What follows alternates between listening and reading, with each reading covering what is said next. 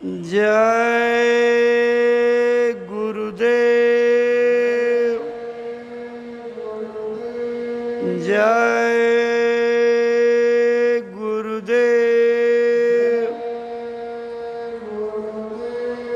जय गुरुदेव। नाम किसका? प्रभु का पावन नाम, प्रभु का जागृत नाम।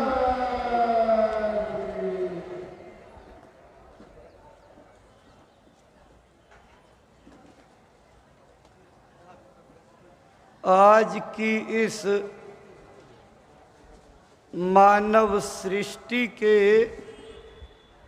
सबसे अलौकिक रहस्यमयी महाशक्ति संपन्न युग महापुरुष परम पूज्य स्वामी जी महाराज के पावन चरण कमलों में अनंतो अनंत प्रणाम। गुरु महाराज की दया कृपा के आधार उनके प्रतीकात्मक स्तंभ संस्था प्रमुख पूज्य महाराज जी को कोटिशः नमन। आप सभी संस्था और ट्रस्ट तथा उससे संबद्ध संगतों के वरिष्ठ सम्माननीय पदाधिकारी सदस्यगण, सादर नमन। आप सभी गुरु दरबार में दया कृपा और मर्म की आश लगाए याचना करने पहुँचे सभी परमार्थी साथियों, सम्माननीय माताओं बहनों, धर्म प्राण सज्जनों,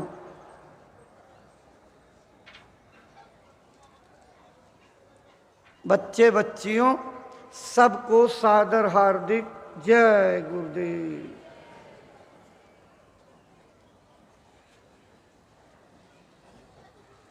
सम्मानित भाई बहनों, आज गुरु दरबार में गुरुवार का दिन है। 13 मार्च सन 2025 की प्रातःकालीन बेला है।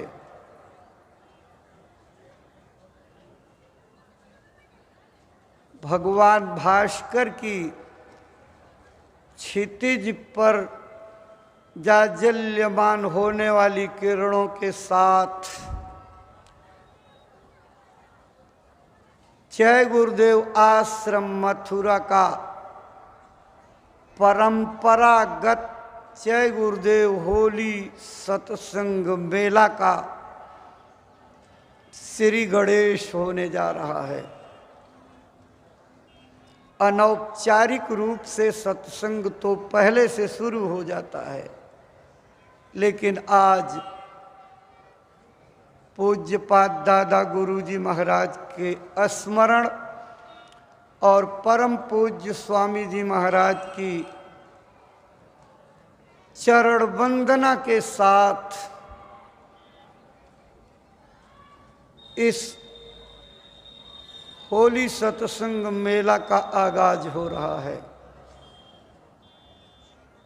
हम सब लोग दरबार में आए हुए हैं। होली के पावन अवसर पर कुछ देखने, सुनने, समझने और समझ करके सच्ची राह पर चलने का मार्गदर्शन लेने के लिए पधारे हैं। होली एक गरिमामय त्योहार है, अनादिकाल से भारत में मनाया जाता है।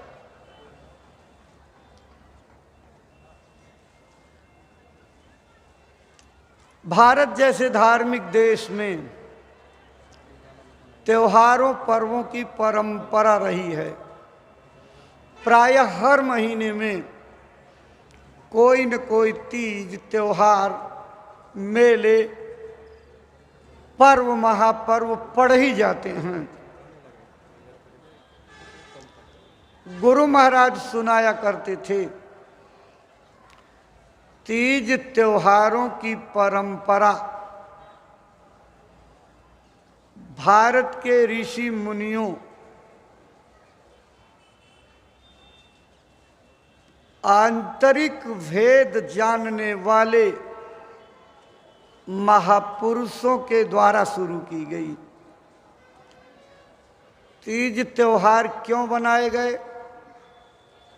इसके अनेक कारण थे और दूरगामी सोच थी।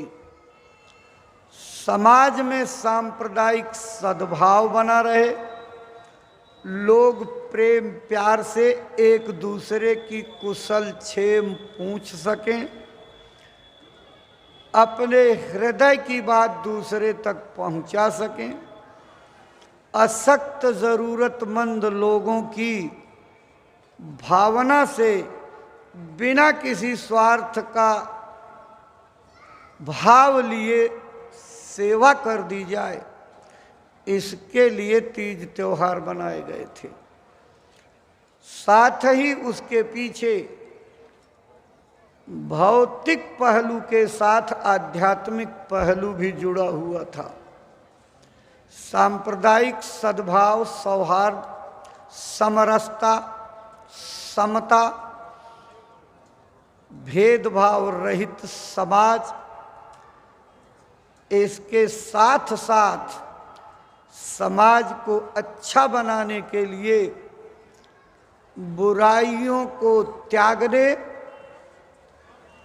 अच्छाइयों को ग्रहण करने के संकल्प लेने के भी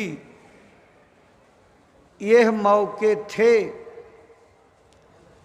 इन मौकों पर लोग कसमें खाते थे, सौगंधे खाते थे, आज तक जो गलत किया उसको भूल जाते हैं और आज की तारीख से ये प्रतिज्ञा लेते हैं कि हम अपने जीवन में बुराइयों को फटकने नहीं देंगे, त्याग देंगे।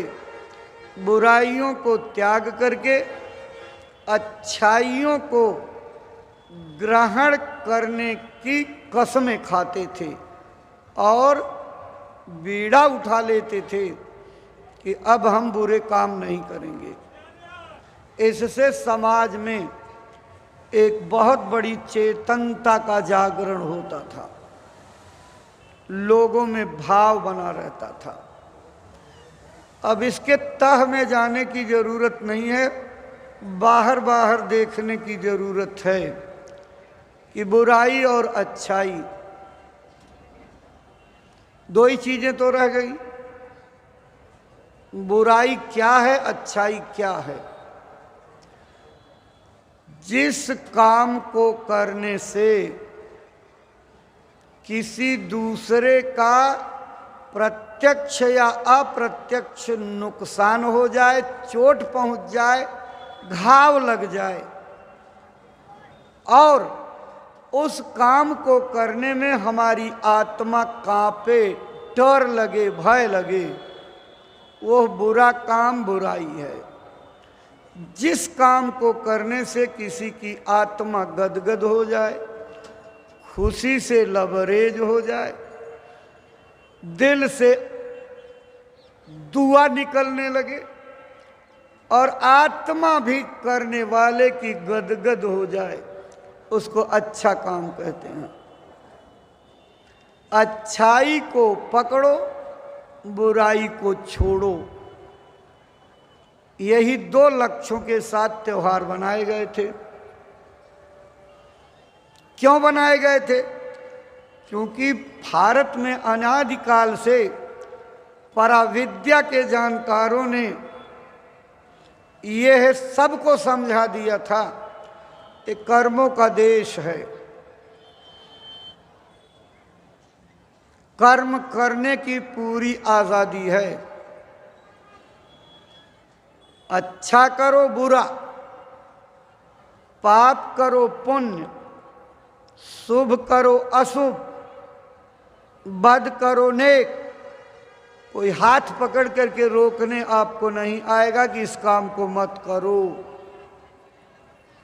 लेकिन कर्म के लिखने वाले जो लिखू चंद बैठे हुए हैं वो एक एक पल का लेखा लिखते हैं, सब दर्ज होता है। और जब समय पूरा होता है, जीवात्मा धर्मराय के दरबार में जाती है, वहाँ पूरा जिंदगी का खाका खोल करके रख दिया जाता है। किसी चीज का सबूत मौजूद हो तो आप सर नीचे कर लोगे, जवाब और तर्क नहीं दोगे। जब आपकी जिंदगी का सारा वीडियो फिल्म, सारे कारनामे सामने की स्क्रीन पर आ जाते हैं तो घिघी बढ़ जाती है, जवान नहीं निकलती, पैरों के नीचे से जमीन खिसक जाती है, होश नहीं रहता है, क्योंकि तब आपके पास मौका सुधरने का नहीं रह जाता। तब तो सिर्फ जो आदेश होगा, ऐ जमदूतों, इनको मैंने मौका दिया था कि पाक साफ सुथरा शरीर दे रहा हूं, इससे अपना काम कर लेना, और जैसे मैंने पवित्र दिया है इसको लौटा देना। इन्होंने तो अपना काम किया नहीं, समय का इन्होंने अनादर कर दिया। ले जाओ लाला भक्ष नरक में, कृमि भक्ष नरक में, अशिपत्र वन में, रौद्र में, महारौद्र में, कुंभी पाक में, एक दो नाम के नरक, जितने प्रकार के कर्म उतने प्रकार के वहाँ डाली जाएगी। और पूज्य महाराज जी कितनी बढ़िया इसकी व्याख्या करते हैं कि पहले कर्मों के हिसाब से आपको नरक और 84 की सजा दी जाएगी। इसकी प्रक्रिया बिल्कुल संसार के कानून जैसी है। अगर कोई अपराधी, कोई सातिर, बदमाश, कोई गलत काम करने वाला, कानून का उल्लंघन करने वाला पकड़ा जाता है तो पकड़ने पर क्या होता है? पहले पुलिस मारती पीटती हुई थाने में ले जाती है, कोठरी में बंद करती है, अंदर भी लात, घूसा, लाठी, डंडे, जितने भी जतन उनके पास हैं, पट्टा, सबसे मारते पीटते हैं। मारने पीटने के बाद उसको यहाँ से अदालत भेजते हैं। अदालत में जाने पर उसके कर्मों के मुताबिक जब जज, न्यायाधीश फैसला सुना देता है, तब से उसकी सजा की शुरुआत होती है। इसके पहले जो थाने में, कोठरी में मार पड़ी, वो क्या है? घलुआ मार है। घलुआ मार उसको कहते हैं, अनौपचारिक मार। भाई बहनों, उसी तरह से ये नरक और 84 की सजा ये घलुआ मार है। ये कर्मों की सजा नहीं, कर्मों की सजा तो इसके बाद मिलेगी।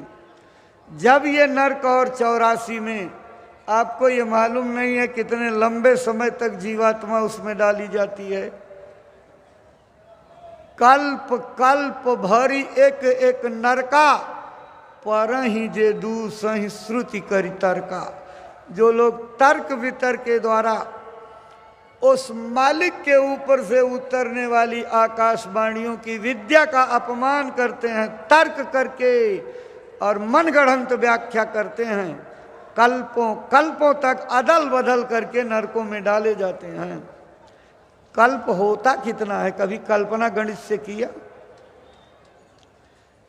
4,32,000 वर्ष का कलयुग, इसका ठीक दुगुना द्वापर, उसी का ठीक तिगुना त्रेता और ठीक चौगुना सतयुग।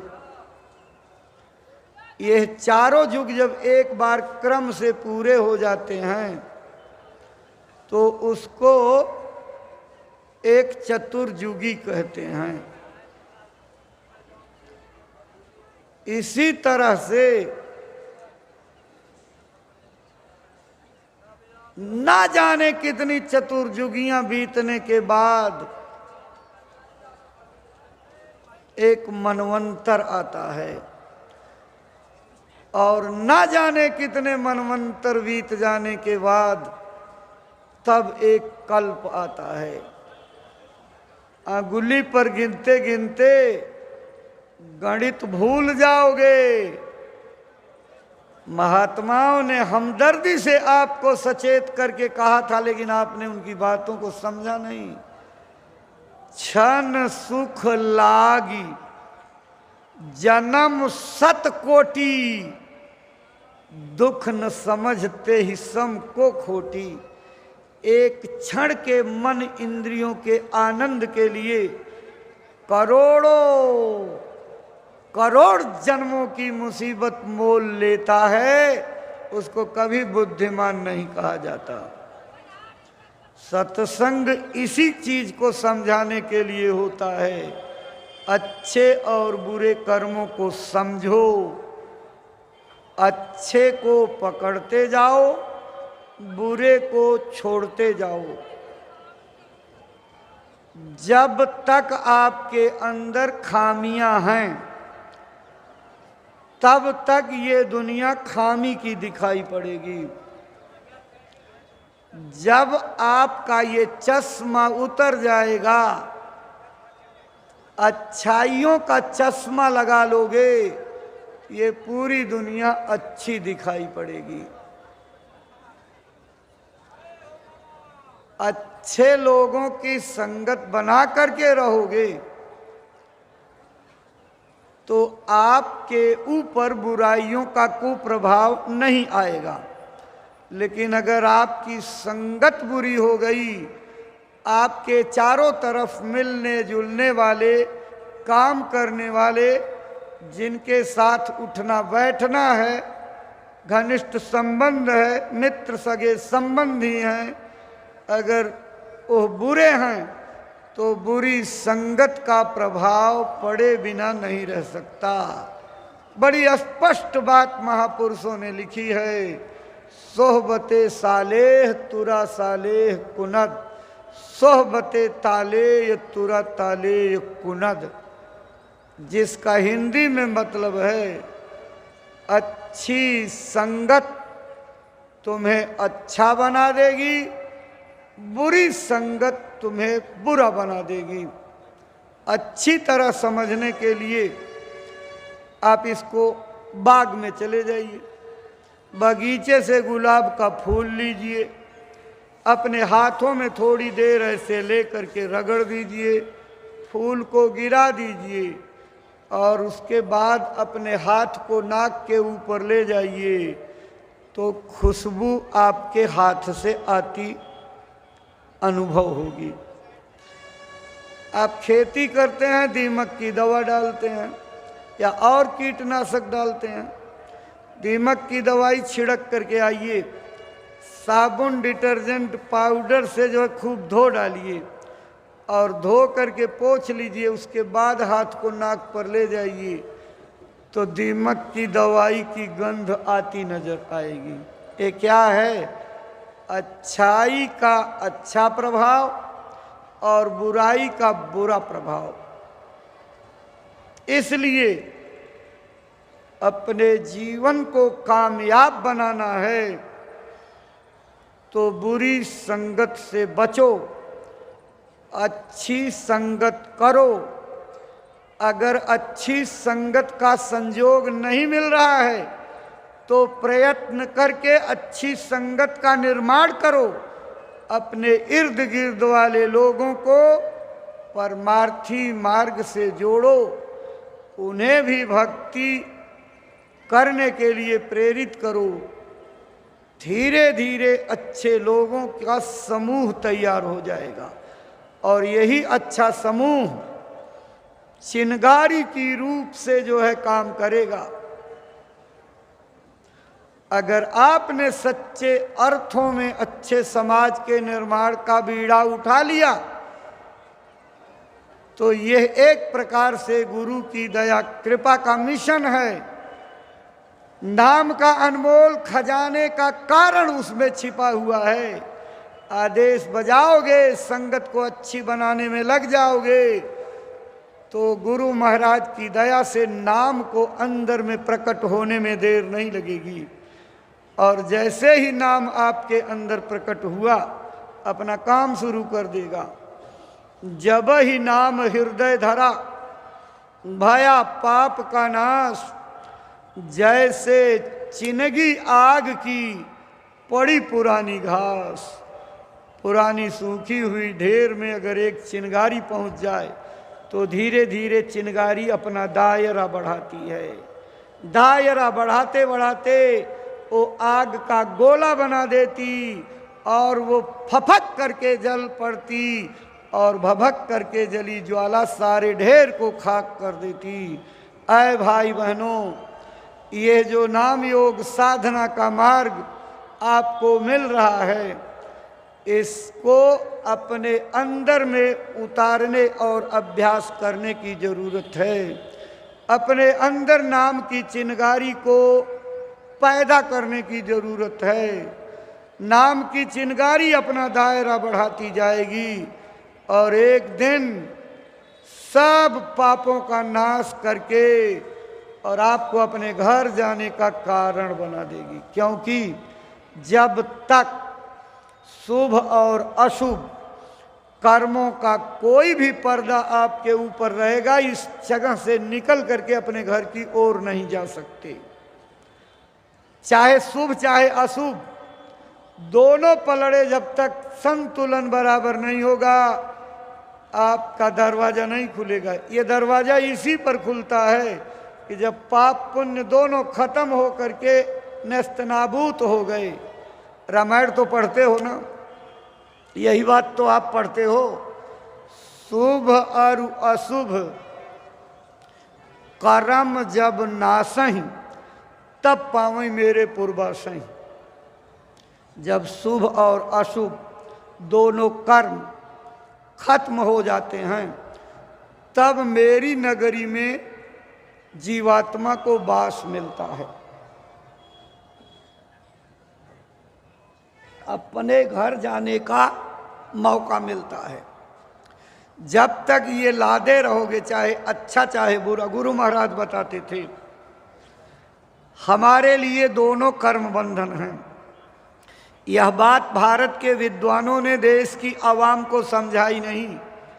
लोगों ने कहा बुरा खराब है, अच्छा अच्छा है, इसीलिए लोग मुक्त नहीं हो पाए और यहीं चक्कर मारते रह गए। जिनका इतिहास भरा पड़ा हुआ है वह भी सब चक्कर मार रहे हैं। जिनको आप समझते हो कि साधना करके पार चले गए, वो कोई पार नहीं गए। जिस तरह से प्राइमरी कक्षा में पढ़ने वाला प्राइमरी पास, जूनियर की डिग्री ले ले जूनियर पास, हाई स्कूल की डिग्री ले ले हाई स्कूल पास, इंटरमीडिएट की डिग्री ले ले इंटरमीडिएट पास, ग्रेजुएट कर ले ग्रेजुएशन के बाद बीए पास, पोस्ट ग्रेजुएट कर ले तो एमए पास। ये भौतिक शिक्षा की डिग्रियां हैं, स्तर है।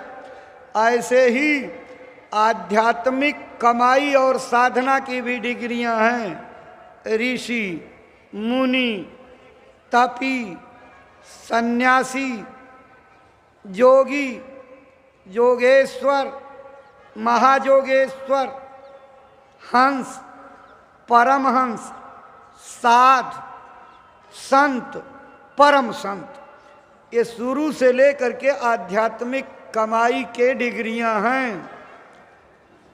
जो लोग ऋषि, मुनि, सन्यासी, तपी, योगी, योगेश्वर, महायोगेश्वर आदि स्तरों तक की कमाई करते हैं, उनको लौट करके इस मृत्युलोक में आना पड़ता है।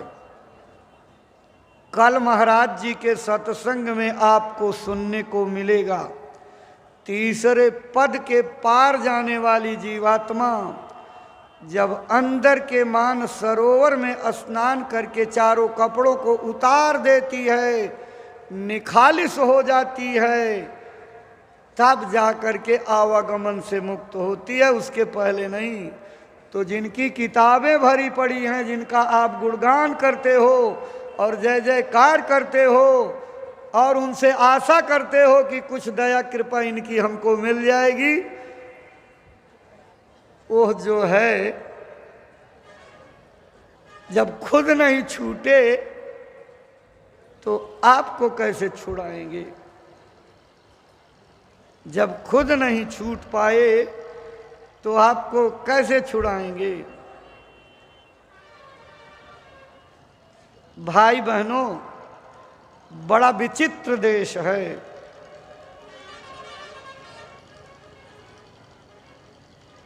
एक राजा ने अपने दरबार में अचानक पहुंच गए महात्मा से पूछा, यह बताइए, हमने अपने राज्य में कथा का आयोजन किया है, क्या कथा कराने से मेरी मुक्ति हो जाएगी? क्या कथा करने वाले पंडित जी मुझे मुक्त कर देंगे? महात्मा जी ने चुप्पी साध ली, कुछ नहीं बोले। कहा, राजन, इस प्रश्न का उत्तर अगर लेना है तो मेरी बात माननी पड़ेगी। मान गए आपकी बात? कहना ऐसे नहीं, 3 बार कहो कि जो मैं कहूंगा उस आदेश का पालन करोगे।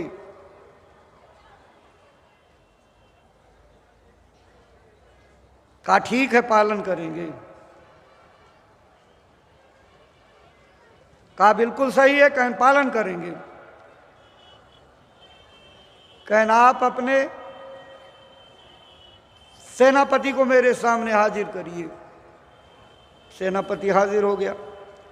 सेनापति को कहा कि सेनापति, तुम राजा को पकड़ करके इस खंभे से बांध दो। अब वो तो घबरा गया। राजा जिनके आश्रित रह करके हम इतना जीवन गुजारते रहे, उन्हीं को बांधे कैसे? राजा ने संकेत किया कि तुम बांधो जो है। राजा का इशारा पा करके खंभे से बांध दिए गए। राजा ने कहा कि वजीर को बुलाओ। वजीर हाजिर। कहा, सेनापति, इस वजीर को उस खंभे से बांध दो। वजीर तो बड़ी चीज होती है, वो भी डरा। फिर वजीर ने भी इशारा किया कि बांधो तुम। राजा का रुख देख करके वजीर इस खंभे में बंध गया, राजा इस खंभे में बंध गया। महात्मा जी ने ठट्ठा मार करके हंसा और हंसने के बाद कहा, राजा साहब, आप तो बंधन में हो। ए वजीर, तेरा राजा खंभे में बंधा हुआ है, तेरे देखते ये खंभे में बंध रहा है, तू जल्दी कर, अपने राजा को बंधन मुक्त कर। मंत्री ने कहा, महात्मा, कैसी बात आप करते हो? मैं खुद बंधा हुआ, मैं इनको कैसे जो है मुक्त कर सकता हूं? अच्छा राजा साहब, आपने अपने जीवन भर इस मंत्री को आदेश देकर के काम कराया, आज तुम्हारा मंत्री इस खंभे से बंधा हुआ है, जल्दी करो दया करके राजा साहब, इसको बांधने से निकाल दो, बंधन मुक्त कर दो। राजा ने भी हाथ जोड़ लिए, कहें महाराज मैं तो खुद बंधा हूं। कहें राजा यही तेरे सवाल का जवाब है। जो खुद बंधे हुए हैं, खुद बंधन में हैं, खुद 84 और नरक की सीमा में हैं, कर्मों के बंधन के दायरे में हैं, ये तुम्हें कैसे मुक्त कर सकते हैं? अगर मुक्त होना है तो जो जीवन मुक्त हो चुका हो, कर्मों के बंधन को पार कर चुका हो, जन्म मरण की पीड़ा से पार अपने मौत पर विजय प्राप्त कर चुका, उसकी खोज करो, उससे तुम्हारी मुक्ति होगी।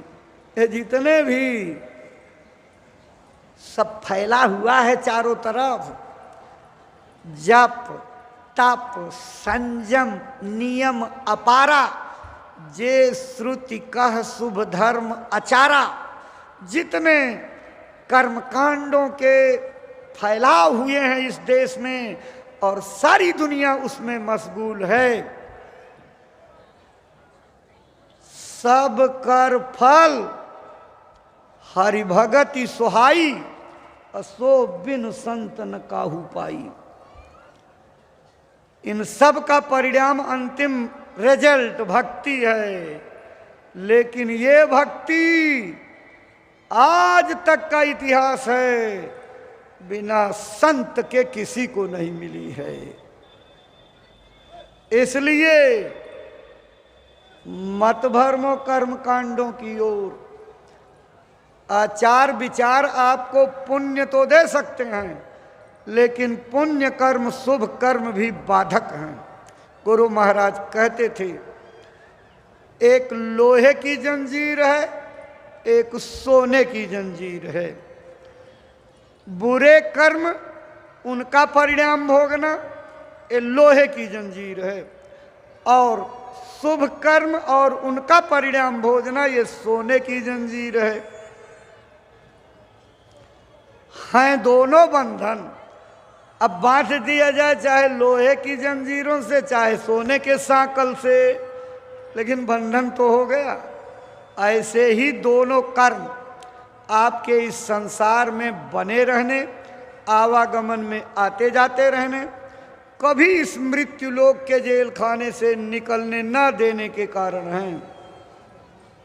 अगर इस जेल खाने से निकल जाना है तो आटा सतुआ पिसान सब ले करके, जैसे लोग प्रयागराज में नदी के किनारे कलबास करने जाते हैं, ऐसे संतों की तलाश करो, खोजो। जब आपके अंदर सच्चे संत को पाने की ललक और भूख पैदा हो जाएगी तो आपको तलाशते तलाशते वो अपने आप मिल जाते हैं। आप तो खोज ही नहीं सकते, आप ये जानते ही नहीं कौन संत है, क्योंकि संत की पहचान तो तब होती है जब साधना करके ऊपर जाओगे। ऐसे कैसे आप संतों को पहचान लोगे? लेकिन जब आपके अंदर संतों को पाने की प्रबल भूख पैदा हो जाती है तो संतों का आसन हिल जाता है, अंतर्जामी होते हैं, उनके यहाँ हरकत होने लगती है। कहाँ कौन जीव मेरे लिए तड़प रहा है, कहाँ कौन जीव मेरे लिए श्रद्धा पैदा किए है, और कारण बना करके वहाँ जा करके मिल लेंगे। तड़प बड़ी चीज होती है भाई बहनों, तड़प को कोई बर्दाश्त नहीं कर सकता है। मीरा ने तड़प से पाया, सहजों ने तड़प से पाया, कबीर ने रो करके पाया, नानक जी ने बेहबल हो करके आंसुओं को बहा करके पाया, गोस्वामी जी कम रोते रहे, सूरदास सारी जिंदगी रोते रहे। किसका इतिहास आप उलट करके देखोगे, बिना आंसू बहाए मालिक नहीं मिलता। आप भी इस इच्छा से आए हो कि मुझे मालिक से मिलना है, तो रोने की आदत डालनी पड़ेगी और रोना सीखना पड़ेगा। हंसी हंसी कंत न पाइया, जिन पाया तिन रोए, हासी खेले प्यू मिले तो कौन दुहागिन होए। मीरा ने लिखा, रात दिवस मोहि नींद न आवे, भावे अन्न न पानी, ऐसी पीर बिरह उर सालत, कसक कसक कसकानी। उन्होंने क्या किया तब परमात्मा मिला। मीरा खाक खलक सिर डारी, तब अपना घर जानी। मीरा ने इस संसार को जला करके खाक कर दिया, राख बना डाला, और उस भभूति को जब अपने सिर पर डाला तब अपने घर पहुंची। भाई बहनों, बड़ी तड़प की जरूरत है। जो तड़प रहेगी तो गुरु अपने आप मिलते हैं। मीरा को रैदास गुरु तड़प से मिले थे। इसकी एक लंबी कथा है, लेकिन संक्षेप में आपको याद कराएंगे। पहले भी हम आपको याद करा चुके हैं। जैसे ये काशी का उसका कुंभ लगा प्रयाग का, इसी तरह से उस समय की सांस्कृतिक राजधानी काशी हुआ करती थी। वहाँ एक कुंभ जैसा आयोजन लगा। मीरा की नानी अपने घर के लोगों की मन मर्जी के खिलाफ उस कुंभ में स्नान करने आई। राजमहल की थी, इसलिए जो है सब सोने हीरे के कंगन लेकर के आई थी। और जैसे नहाने गई, देखो गुरु कारण कैसे बनाते हैं। डुबकी लगाते ही एक हाथ का कंगन निकल करके नदी में चला गया। जब बाहर निकली तो देखा एक ही कंगन। बहुत परेशान। घर के लोगों की मर्जी के खिलाफ आवे और अपना कोई सामान गायब हो जाए तो घर में क्या जो है दिक्कत होगी, कितनी परेशानी, ये वो जानता है जिसका कोई सामान कभी गायब हो गया हो। बहुत परेशान, वहाँ चिग्घाड़ मार करके रोने लगी। बड़ा कीमती था, 9 लखा क्या चीज होती है, ना जाने कितने जो है लखा हार के बराबर। रैदास जी का एक चेला जो है उनकी रुलाई को सुन करके पिघल गया। उसने समझा इनको कोई किसी तरह की मानसिक या शारीरिक तकलीफ होगी। तो जैसे आप किसी की तकलीफ में कह देते हो, अरे भाई मेरे गुरु महाराज के दरबार में चलो, वहाँ तुमको गुरु महाराज की दया मिल जाएगी। तो भोले भगत ने कहा कि माई, मेरे गुरुजी वहाँ शहर में रहते हैं, तुम्हारी कोई तकलीफ होगी तो गुरुजी हमारी सब तकलीफ़ें लोगों की दूर करते हैं, बहुत लोगों की दूर कर चुके हैं, तुम भी चलो। तो उसके कहने पर आई और पहुंच गई। तो चेले ने परिचय कराया, महाराज इन गंगा नहाने आई थी, वहाँ ये रो रही थी, तो हमने समझा कि आपके पास पहुंच जाएगी तो इसकी दुख तकलीफ आप दया कृपा से दूर कर दोगे। चेला अर्ज करके किनारे हो गया। तो रैदास जी ने जूता गांठना बंद करके बैठ गए और पूछा, माई क्या तकलीफ है? तो उसने सब आप बीती कह सुनाई। कहा अच्छा, बात तो जमती नहीं है। गंगा को लोग मां कहते हैं, मां कभी चोर नहीं हो सकती। आप कहती हो गंगा मेरा कंगन ले गई, तो गंगा चोर नहीं है, वो मां है, मां कभी चोर नहीं हो सकती। तुम ऐसा करो, जाओ गंगा से मांग लेना कि मेरा कंगन दे दो, अगर वो चोर नहीं है तो लौटा देगी। लेकिन ये बात उसके मन में उतरी नहीं। तो उन्होंने कहा ये देख, जिसमें चमड़ा भीग रहा था, कठौता, उसी कठौते में जो है कहा कि ये भी गंगा का ही पानी है, चल इसमें हाथ डाल करके देख ले। तो भी उसकी हिम्मत नहीं पड़ी। रैदास जी ने अपना हाथ पकड़ करके उसका और उठा दिया और उसमें डाल दिया, और जब ऐसे एक बार टकटोरा तो उसका कंगन उसमें मिल गया। देख करके रैदास जी ने कहा मिला लो, वही तो है, नकली तो नहीं। देखा बिल्कुल एकदम बराबर।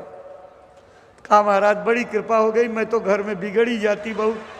कहा पगली, एक कंगन जानबूझ करके तेरा गायब किया गया था तेरे ऊपर दया करने के लिए। अब बैठ जा, यहाँ रास्ता बता देता हूँ, नामदान ले ले, भजन करना और तेरा काम बन जाएगा।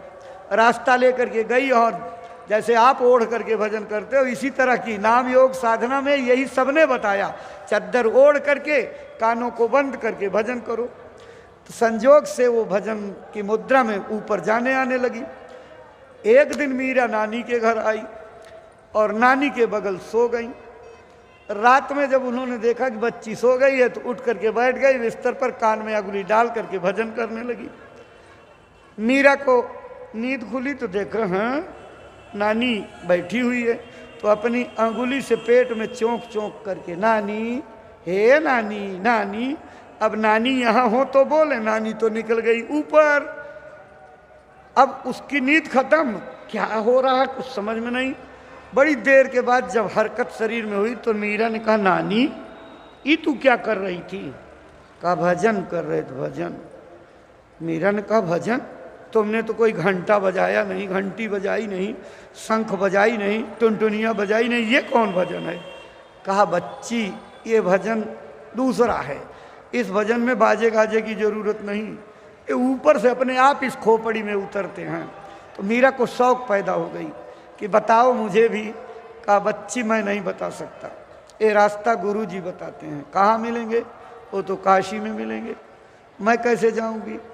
कहन गुरु बड़े दयाल होते हैं, तुम रोज रोज बैठ करके फरियाद करना, एक ना एक दिन गुरु की दया तुम्हारे ऊपर हो जाएगी। नानी के सीख के हिसाब से उन्होंने तड़पना शुरू किया, गुरु के लिए पुकार लगाने लगी। जबकि मीरा गिरधर गोपाल की पुजारिन थी और 3/4 समय जीवन का उनका बीत गया। मेरे तो गिरधर गोपाल दूसरों ने कोई, लेकिन भगवान की तरफ एक कदम नहीं बढ़ पाई। और जब आसन डोला वहां रात रात रोती रही, रो रो करके बिस्तर गीला करती रही, तो रुलाई बर्दाश्त नहीं हुई और रैदास जी ने कमंडल उठाया, सोटी और पैदल काशी छोड़ करके मारवाड़ के लिए चल पड़े। जो मैंने आपको कहा गुरु खुद खोज लेते हैं, जा करके बगीचे में ठहरे, राजमहल में जा नहीं सकते थे, बड़ा पहरा था। तो उन्होंने जो है सपना दिया, मीरा मैं तेरी तड़प पर आ गया हूँ, आजा नामदान ले ले। नामदान लेने के लिए जीव का सतगुरु के सामने होना जरूरी है, बिना सम्मुख नजर के नामदान नहीं हो सकता है। तो उन्होंने कहा बाबा मैं कैसे आऊँ? कहा अरे तुम्हारे महल से जो कहार है पत्तल ढोता, उसको 2-4 ढेला पैसा दे दो, वो तुमको उसी पत्तल में पहुंचा देगा और उसी पत्तल के साथ यहाँ से लौटा ले जाएगा। योजना बना करके उस कहार के पत्तल में बैठ करके बगिया में पहुंची, नामदान लिया, उसी से लौट आई और भजन करने लगी। और भजन करने के बाद उन्होंने क्या लिखा? ना मैं ससुरे ना मैं पीहर, नहीं पिया जी पास, मीरा डे गोविंद मिला जब गुर मिलिया रैदास। दूसरी जगह लिखा रैदास संत मिले मोहि सतगुरु, दीन्हा सुरति सहदानी, मैं मिली जाए पाए पी प्यारा तब मोरी पीर बुझानी। जब मैंने परमात्मा को पाया तब मेरी अंदर तसल्ली हुई, पीड़ा शांत हुई। पायो जी मैंने नाम रतन धन पायो, बस तू अमोलक दी मेरे सतगुरु, कृपा करी अपनायो, पायो जी मैंने नाम रतन धन पायो। एक जगह अपने गुरु की महिमा उन्होंने जो है कितनी लिखी है आप समझ लीजिए। मेरा ने लिखा पग घुघरू बांध मीरा नाची रे, मैं तो अपने परमेश्वर की आप ही हो गई दासी रे, पग घुघरू बांध मीरा नाची रे। नाम दिए मोहि गुरु रैदासा, जो काशी के बासी रे, पग घुघरू बांध मीरा नाची रे। विष का प्याला राणा भेजा, पीवत मीरा हांसी रे, पग घुघरू बांध मीरा नाची रे। सांप पिटारा राणा भेजा और शालिग्राम भय सांची रे, पग घुघरू बांध मीरा नाची रे। उन्होंने अपने जीवन का पूरा इतिहास लिख डाला कि जब मेरे गुरु मिले तब मुझे परमात्मा मिला।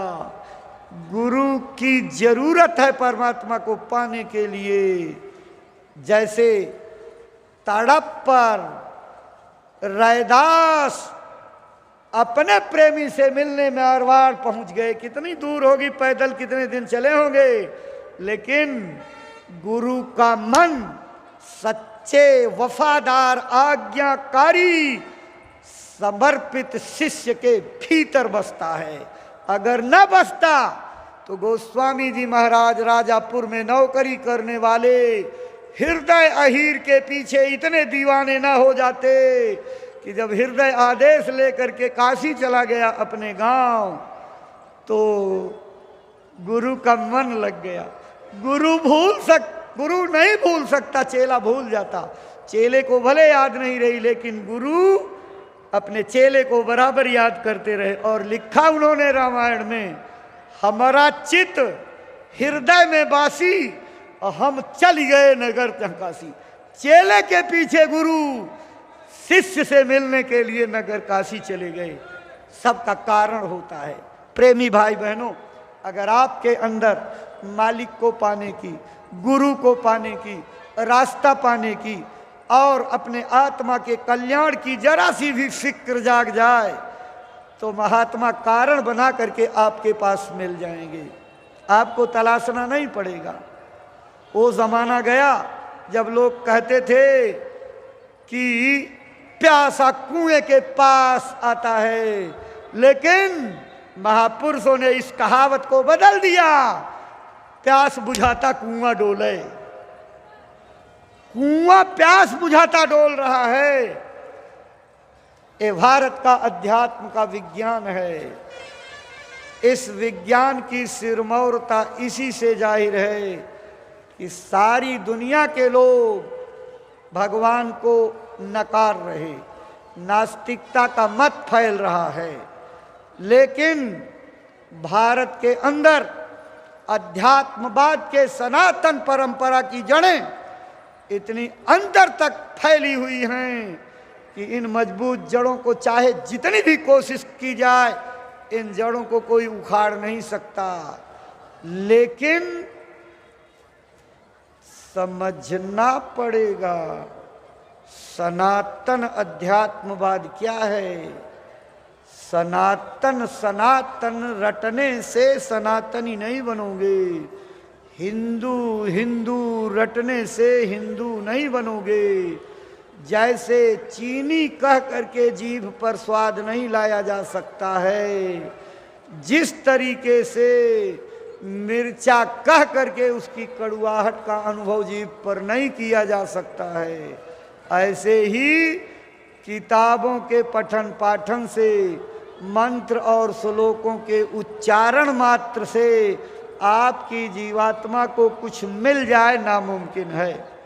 कैसे? इसको समझ लीजिए। मैंने पहले भी समझाने की कोशिश की, आज दोबारा इसलिए कह रहा हूँ, बहुत से लोग पहली बार आए हैं, इनको भी ये बात समझने को मिल जाए। एक स्कूल में पढ़ने वाला बच्चा जब जाता है तो मास्टर साहब एक किताब की लाइन दे देते हैं कि रटो इसको, मुझको सुनाओ, गाय का दूध मीठा होता है। तो बच्चे छड़ी के डर से मिन मिन मिन मिन मिन मिन मिन मिन जो है, जैसे फिरंगी जो है अपने कीट को जान देने के लिए भनभनाती है, ऐसे बच्चे पूरे क्लास के मिन मिन मिन, गाय का दूध मीठा होता है, गाय का दूध मीठा होता है, गाय का दूध मीठा होता है, खूब रट लेते हैं। और जब लेकर के छड़ी आए और कहा याद हो गया, हाँ गुरुजी, सब हाथ उठा दिए। गुरुजी ने सुना, सब एक ही लाइन थी, याद हो गया। लेकिन फर्ज कीजिए, बच्चे ने तो रट लिया गाय का दूध मीठा होता है। अगर लाख बार, करोड़ बार, अरब खरब बार, नील थस नील पदम 10 पदम बार वो बच्चा इस लाइन को रटे कि गाय का दूध मीठा होता है, गाय का दूध मीठा होता है, तो इससे बच्चे की जीभ पर गाय का स्वाद नहीं मालूम पड़ेगा। लाख जतन कर लीजिए, लेकिन गाय के दूध का स्वाद नहीं आएगा। दूसरा तरीका है, उस पन्ने को जिसमें लिखा हुआ है गोली मोली बना करके और चीनी के शरबत में मिला करके घोल ले और पी जाए, तो भी गाय के दूध का स्वाद नहीं आएगा। आएगा कैसे गाय के दूध का स्वाद?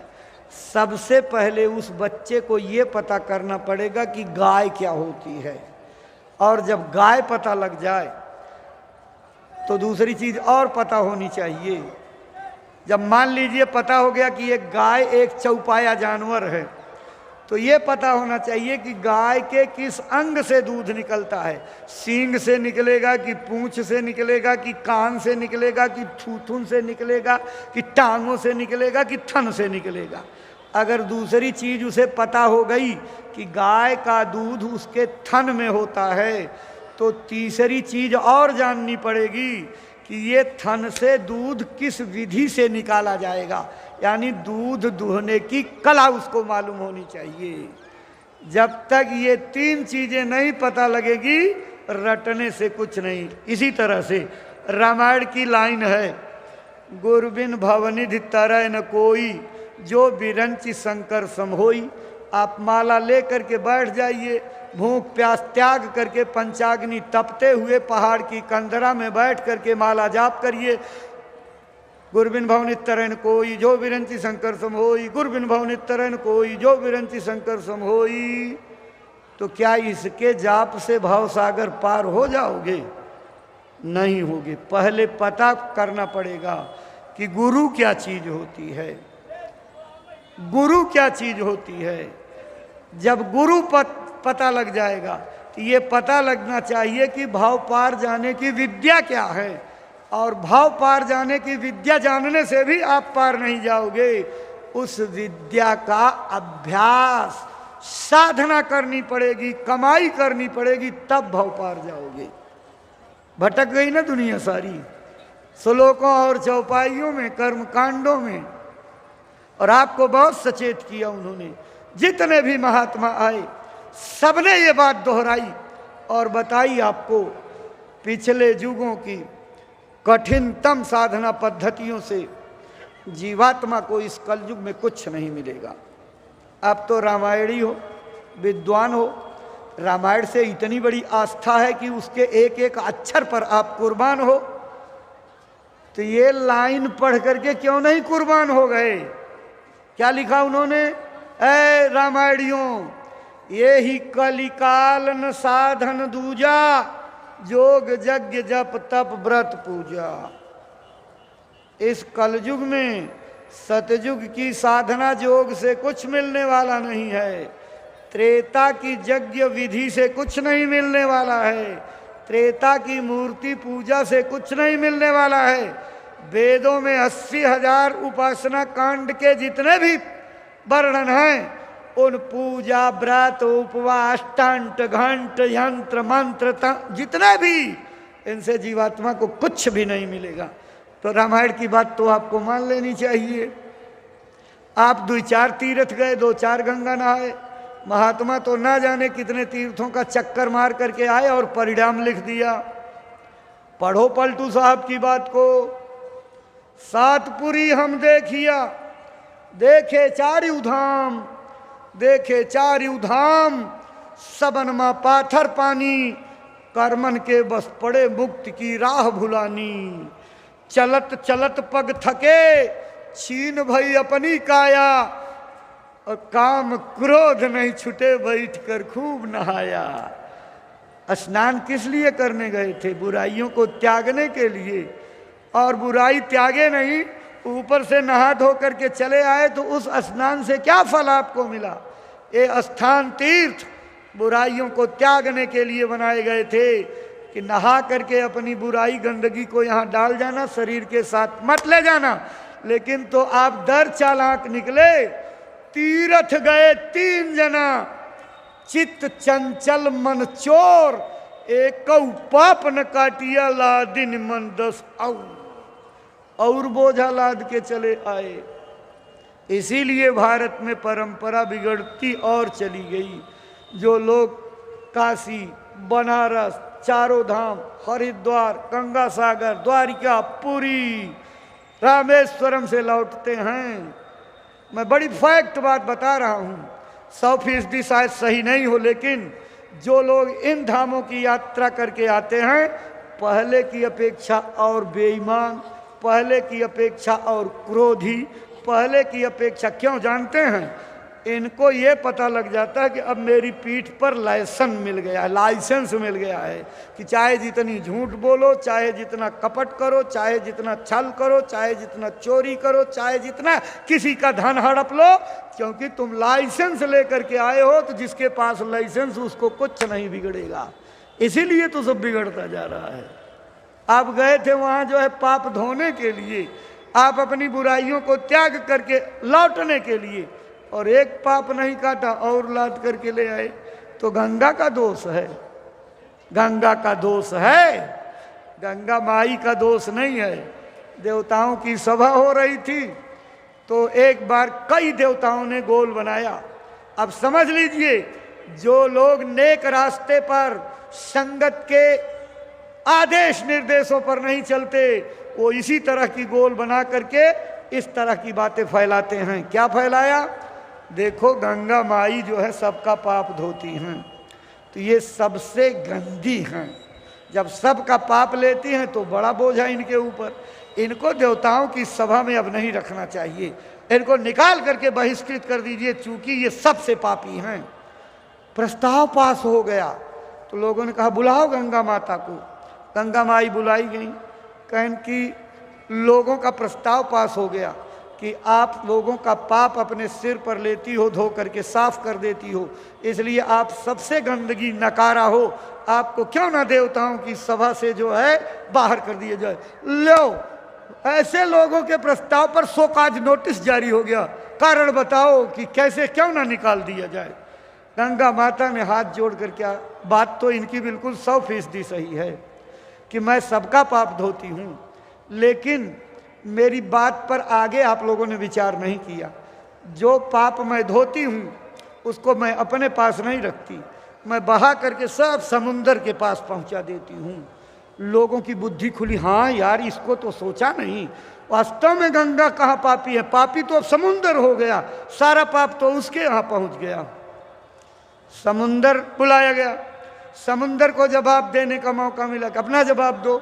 समुंदर ने कहा बिल्कुल सही, गंगा सबका पाप धोती, बहा करके मेरे पास पहुंचा देती, अब मैं अपने पास कहाँ रखता, मैं तो गर्मी से बाष्पित करके सबका पाप बादल देवता को दे देता, और बादल देवता लेके जाते हैं।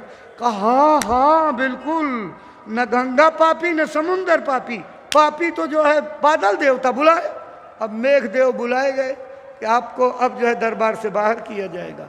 कहन कर दीजिए, आपका फैसला सब मंजूर, लेकिन मेरी बात तो दो सुन लीजिए। कहन बताइए।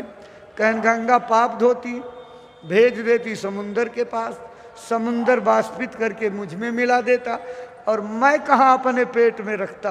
मैं तो गांव गांव, गली गली, पहाड़ पहाड़, नदी नदी घूम कर जिसका पाप उसका बाप, जिसका पाप उसका पाप, सब पर बरसा करके चला जाता हूँ, वापस कर देता हूँ, जिसकी पूंजी उसके पास लौटा देता हूँ। तो जैसे थे वैसे रह गए। तो भाई बहनों, पाप पानी से धोने से जाएगा, पाप जमा कहाँ होता है ये तो आपने जाना नहीं। जहाँ पाप जमा होता वहाँ पानी पहुँचता नहीं, वहाँ पानी नहीं पहुँचता, ये गंगा जल नहीं जाएगा वहाँ। ये जितने उपाय आपके वहाँ पहुँचते ही नहीं। वो कहाँ जमा है? ये दोनों आँखों के ठीक पीछे अंतःकरण की चादर पर, जिसको मन रूपी शीशा कहते हैं।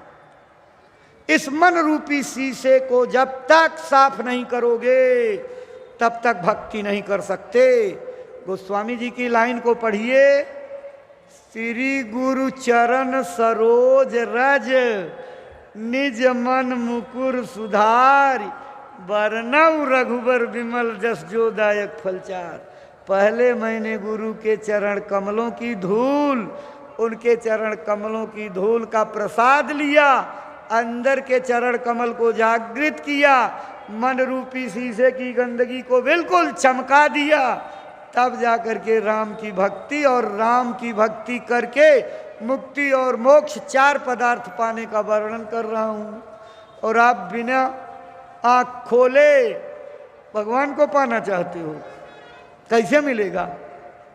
महात्माओं ने कहा, हिये कपार की चारों फूटी, आपके पास जितनी आंखें हैं सब फूट गई हैं। भगवान सबके अंदर बैठा हुआ है। कैसे बैठा है? महाराज जी सुनाते हैं, कल भी सुनाएंगे। एक लाइन आपको याद करा देते हैं। ज्यों तिल माही तेल है, ज्यों चकमक में आग, तेरा साईं तुझ में जाग सके तो जाग। जैसे तिल में तेल है, पत्थर में अग्नि है, ऐसे ही तुम्हारा परमात्मा तुम्हारे अंदर है, जाग करके उसको पालो। अब जैसे तिल में तेल है तो तिल का 2 किलो बीज खरीद लाइए और रोज शाम को खाने पीने के बाद 1 घंटा तिल के बीज को हाथ पर रगड़िए तो हाथ में तेल दिखाई पड़ेगा। हाथ में तेल का लेप हो पाएगा? नहीं हो पाएगा। हाथ में क्या कर दिए भाई?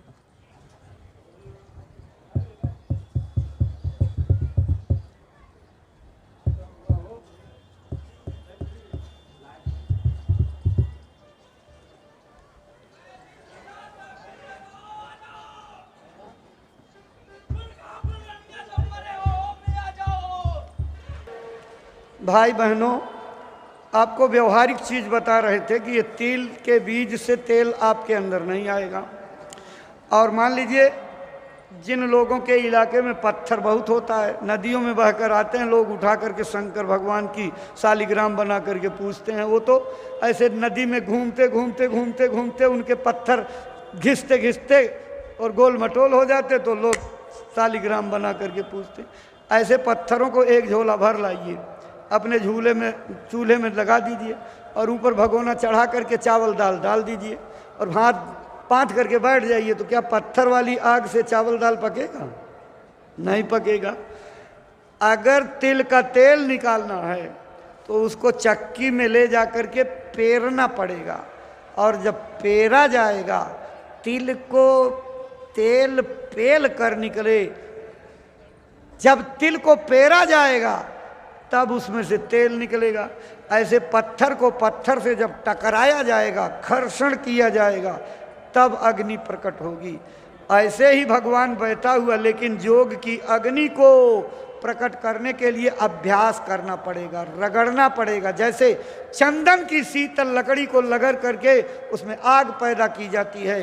अति संघर्षण करे जो कोई, अनल प्रकट चंदन ते होई। ऐसे ही जब बैठ करके यहाँ रोज रोज रगड़ करोगे, रोज रोज आप अपनी जीवात्मा को जगाने का जतन करोगे, जैसे महाराज जी बतावें उसी तरह से ध्यान और भजन करोगे, तब योग की अग्नि प्रकट होगी। और योग की अग्नि प्रकट होते ही ये सब कर्मों की गंदगी का ढेर खत्म हो जाएगा। अंतःकरण दम दम दम दम दमकने लगेगा, तब परमात्मा का दर्शन होता है। इसलिए भगवान तो छिपा बैठा है, घट में है, सूझे नहीं, लानत ऐसो जिंद, गोस्वामी संसार को भयो मोतिया बिंद।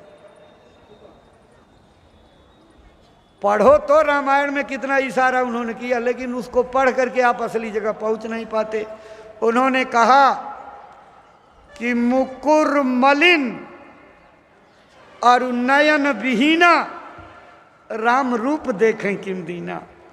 जिनके अंतःकरण गंदे हैं और जिस आंख से परमात्मा देखा जाता है वो नयन विहीन है, नेत्रहीन है, तो भगवान के रूप का दर्शन कैसे करेंगे? तो जब तीसरी आंख दिव्य दृष्टि खुलेगी तब परमात्मा का दर्शन होगा।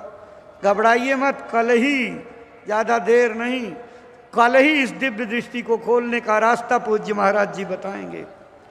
और बताई हुई तरकीब से जब करने लगोगे ना, तो जिंदगी भर की गई पूजा पाठ सब किनारे धरी रह जाएगी। और जब चलोगे यहाँ से ऊपर की ओर, तो वो बाग बगीचे, वो नदी नाले, वो सैर सपाटे, वो पहाड़ घाटियाँ पर्वत बर्फीले, क्या आप सब दुनिया भूल जाओगे। ये जो रात रात मोबाइल चादर तान करके करते हो, ये सब कचरा है, कचरा।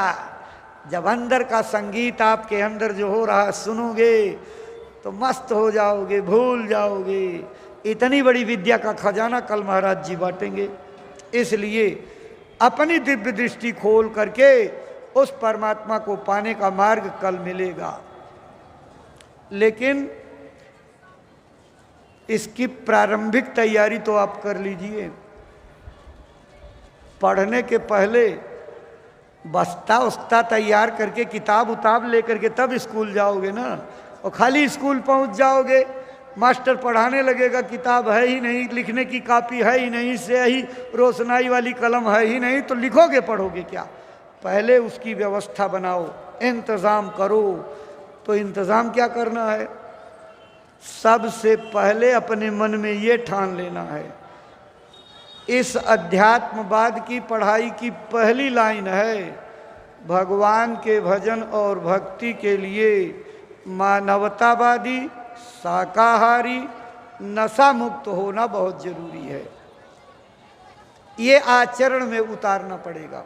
उसके पहले अपना जो भी काम हम आप करते हैं, कल महाराज जी भी इसको याद कराएंगे, खेती का, दुकान का, दफ्तर का, इसको मेहनत, ईमानदारी, सच्चाई के साथ करो। बाल बच्चों की सेवा, खिदमत, प्यार मोहब्बत से करो। 24 घंटे में 1 घंटे का समय निकाल करके बताई गई तरकीब से भजन करो। देखो आँख खुलते हैं, कान खुलते हैं कि नहीं खुलते हैं। आप लगते ही नहीं हो, आप केवल सुन करके बहक जाते हो। ऐ प्रेमियों, बड़े नाजुक दौर से गुजर रहे हो, अभी उसका एक नया पैसा भी अंदाजा नहीं है। गुरु महाराज ने कहा कि अगर मैं सारी बातें खोल करके कह दूं तो तुम पड़े पड़े खड़े खड़े बेहोश हो जाओगे और अभी तुम्हारे प्राण निकल जाएंगे। मैं उतना ही सुनाता हूं जितना तुम पचा सको, हजम कर सको। लेकिन ये मेरी बात मान लो, तुम्हारे कर्मों की वजह से वो बुरे दिन आने वाले हैं, वो बुरे दिन आने वाले हैं, वो महामारियां फैलने वाली हैं कि तुम्हारी दवाई और अस्पताल सब फेल हो जाएंगे। तुम्हारी भौतिक विद्या और इस विद्या का अहंकार सब धरा रह जाएगा और तुम कोई कामयाबी नहीं। इसलिए अगर उन तबाही और तबालतों से बचना है तो भगवान के भजन करने का बीड़ा उठाओ। प्रबल संकल्प करो कि हम सब लोग भगवान का भजन करेंगे। अंत में यही करना पड़ेगा, कोई सहारा नहीं होगा, किसी का पुण्य काम नहीं आएगा, सब किनारे धरा रह जाएगा। मजबूर हो करके संतों के पास भाग करके आना पड़ेगा। अभी तो गली गली गोरस फिर रहा है, लेकिन जब अंदर का आनंद देने वाला मैखाना चालू होगा तो अमृत पीने के लिए लोग दौड़ पड़ेंगे। आप अपने भीतर छिपे हुए अमृत को पहचानते नहीं। महात्मा तो चाहते हैं, लेकिन हम सब लोग जल्दी करना चाहते हैं। आज ही बैठे, आज ही रिजल्ट आ जाए। तो क्या पढ़ाई में आज ही रिजल्ट आ जाता है? साल भर घिसनी घिसनी पड़ती है और उसमें भी कैटेगरी होती है। कुछ टॉप करते हैं, कुछ फर्स्ट डिवीजन, कुछ सेकंड, कुछ थर्ड, कुछ फेल हो जाते हैं। कुछ तो इतने निखट्टू होते हैं कि 4-4 साल उसी कक्षा में। तो ये आपको तय करना है कि मैं इस स्कूल में भर्ती हुआ हूँ तो टॉप करने के लिए, फर्स्ट डिवीजन पास होने के लिए, सेकंड डिवीजन पास होने के लिए। अब सब तो टॉप नहीं कर सकते, क्योंकि सबके स्वभाव अलग, सबकी करनी अलग, सबके भाव अलग, सबके सेवा अलग। तो कैसे एक तरह से आओगे? भाग्य भी अलग सबका, एक साथ नहीं आ सकते। लेकिन कमोबेश अगर अभ्यास करते रहोगे तो जिनके संस्कार अच्छे होंगे वो टॉप कर जाएंगे, जिनके संस्कारों में शुभ कर्म ज़्यादा होंगे, कुछ बुरे कर्म होंगे, वो फर्स्ट डिवीजन आएंगे। जिनके में दोनों की लगभग समानता होगी, आधे बुरे आधे अच्छे, वो सेकंड आ जाएंगे। और जो है बुराइयों की भरमार होगी वो थर्ड होंगे। और जो बुराइयों से भी गए गुजरे कचरे का कचरा लादे होंगे वो तो एकदम से कई साल एक ही क्लास में बिताएंगे। अब आपको तय करना है कि हम गुरु के विद्यालय के किस स्तर के विद्यार्थी बनेंगे। हम स्कूल में टॉप करेंगे कि हम फेल हो जाएंगे, कि उसी कक्षा में 4 साल वही पट्टी लेकर के लिखते रहेंगे। ये अब आपको तय करना है। धारा बदलिए। दौर दौरा पतन का चल पड़ा। इस पतन के दौर दौरा में जहां सारी दुनिया गिरती जा रही है खंडक में, ऐ सत्संगियों, अगर आप विचार नहीं करोगे तो इस पतन के दौर में आप भी माया की छाया के द्वारा लूट करके खंडक में गिर जाओगे। बचाओ अपने को, बचाओ अपने परमार्थ को, बचाओ अपने जीवन की पूंजी को, बचाओ अपने सेवा के सौभाग्य को, नहीं तो सदा के लिए किंग कर्तव्य विमूढ़ हो करके आप भटकोगे। गुरु तो बैठे इंतजार कर रहे हैं कब प्रेमी बन के जाओ और पकड़ करके अंगुली ले चलें, लेकिन आप हो कि आनाकानी कर रहे हो। कितना गुरुजी जबरदस्ती आपको पकड़ करके स्कूल में ले जाना चाहते हो, लेकिन माई बाप अच्छी तरह जानते हैं जो जिद्दी बच्चा होता है स्कूल नहीं जाता ना, तो जब उठा करके टांग लेते हैं, अपने पैरों को लुंज पुंज कर देता, जैसे लकवा हो गया, खड़ा करते हैं धड़ाम से गिर जाता है। वही दशा हम लोगों की है। गुरु कोशिश करके हमको चाहते हैं कि फुर्त हो, ताकत आवे, रफ्तार बढ़ाओ, चल पड़ो, लेकिन आप भौतिक साधनों से भी प्रेरणा नहीं ले पा रहे हो। आगे कितना खतरनाक वक्त है इसका अंदाजा महापुरुषों की दिनचर्या से निकालना चाहिए। आपने देखा अभी सीतापुर हरदोई में 1-1 बजे 2-2 बजे से उठ करके और जीवों पर दया करने के लिए पूज्य महाराज जी ने कितनी मेहनत की है। क्या कोई कर सकता इस तरह की मेहनत? गुरु महाराज की दया और कृपा से इतना परिश्रम करके जो जन जागरण किया है, इतिहास बन गया भाई बहनों। जो लोग किसी प्रकार के बहकावे भ्रम भ्रांति के शिकार थे, उन्हें अपनी गलतियों का एहसास हुआ और नए लोगों के अंदर गुरु महाराज की अमर वाणी का वो जादू चला है कि लोग बड़े बड़े बुद्धिजीवी भजन कर रहे हैं और भजन करके अपने अनुभव बता रहे हैं कि बड़ी दया हो रही है। आप ऐसे ही पड़े रह जाओगे। गुरु महाराज की बात आ रही है, तुम देखना, यही मंच है गुरु महाराज का। मुझे अच्छी तरह याद है, इसी मंच से गुरु महाराज ने देखा यहाँ गेट पर अंदर आगे आने के लिए धक्का मुक्की हो रही। एक किसी खास आदमी के लिए दरवाजा खुला तो सब लोग सैकड़ों की संख्या में टूट पड़े, गिर पड़े। स्वामी जी महाराज ने बड़ी गंभीरता से देखा और कहा बस जाओ भजन पर। सब लोग भजन पर बैठ गए और स्वामी जी महाराज धीरे से उतरे और पहले से एक मंच पीछे बनवा रखा था और पहुंच गए, उस पर बैठ गए और वहाँ भी लाउड स्पीकर लगा। स्वामी जी महाराज ने पहुंच करके कहा आंख कान खोलो, तो लोग देखें मंच की ओर, तो स्वामी जी तो है नहीं। कहा बच्चों पीछे मुड़ जाओ। देखा तो पीछे स्वामी जी। कहें देखो आगे वाले पीछे, पीछे वाले आगे हो गए ना। ऐसे वक्त आ रहा है, अगर हम निर्देशों का, आदेशों का, वचनबाड़ियों का, अपनी इस विद्या के सिद्धांतों का सही ढंग से पालन नहीं करेंगे, अपने शरीर पर आचरण में नहीं उतारेंगे, तो पीछे रह जाएंगे। नए लोग नंबर काट करके आगे आ जाएंगे। स्वामी जी ने कहा तुम झगड़ा करते हो आगे आने के लिए, देखो इंतजाम कर दिया। अब देखो आगे वाले तो एकदम पीछे हो गए और एकदम पीछे वाले सबसे आगे हो गए। वक्त आ रहा है जब सेवा करने वाले थोड़ी सी सेवा कर दिया तो चारों तरफ ढिढोरा पीटते हो, ढंका बजाते हो कि मैंने इतनी सेवा कर दी। नामवरी चाहते हो। नामवरी चाहने वाले सेवा का फल लेकर के डूब जाते हैं। सेवा ऐसी करो, दाहिना हाथ करे तो बायां न जान पावे, एक आंख देखे तो दूसरी न जान पावे। जितना चुपचाप सेवा होगी उतने ज़्यादा कारगर और उपाय, ये विज्ञान है इसका। लेकिन आप डंका पीटना चाहते हो। स्वामी जी महाराज क्या कह गए? अरे जिसकी तुम चर्चा करते हो कि मैंने सेवा कर दी, वो सेवादार अभी आए नहीं, आगे आ रहे हैं। रातों दिन जाग करके, कई कई दिन हफ्तों तक जाग करके रातों दिन सेवा करेंगे, अपना सारा खजाना खोल करके रख देंगे और अंत में रोते हुए माफी मांगते जाएंगे, मैं कुछ नहीं कर पाया, मेरे से कुछ नहीं हो पाया। अभी तुमने देखा कहाँ है? वो लाइनें आपको याद होंगी, इनको खुद की जरूरत जब महसूस हो, ताला भी भामाशाहों का खुल जाएगा। लेकिन वक्त और जरूरत पर जो काम आता है उसकी बहुत बड़ी महिमा होती है।